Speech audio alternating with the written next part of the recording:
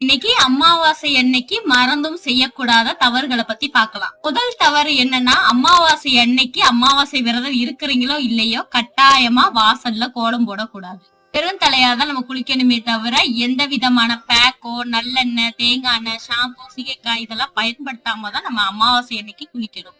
மாதிரி சமையல்ல கட்டாயமா வெங்காயம், பூண்டு, பட்டை, கிராம்பு, ஏலக்காய் அந்த மாதிரி பிரியாணிக்கு பயன்படுத்தக்கூடிய ஐட்டங்கள் எதுவுமே சேர்க்க கூடாது.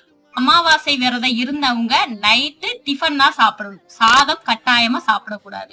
வீட்டுல இருக்கக்கூடிய மற்றவங்க இரவு நேரத்துல சாதம் தான் சாப்பிடணும், டிஃபன் சாப்பிடக்கூடாது. கட்டாயமா அமாவாசை விரதம் இருக்கிறவங்களுக்கு சமைக்கிறவங்க குளிக்காம சமைக்க கூடாது. அதே மாதிரி சமைச்ச பொருட்கள்ல உப்பு காரம்லாம் சரியா இருக்கா அப்படின்னு டேஸ்ட் பார்க்க கூடாது. காகத்துக்கு வச்சுட்டு நீர் விழாவிட்டு அமாவாசை விரதம் இருந்தவங்க சாப்பிட்டுட்டு தான் நம்ம டேஸ்டே பார்க்கணும். கட்டாயமா அமாவாசை அன்னைக்கு காகத்துக்கு சாதம் வைக்காம நம்ம வீட்டுல யாருமே சாப்பிடக்கூடாது.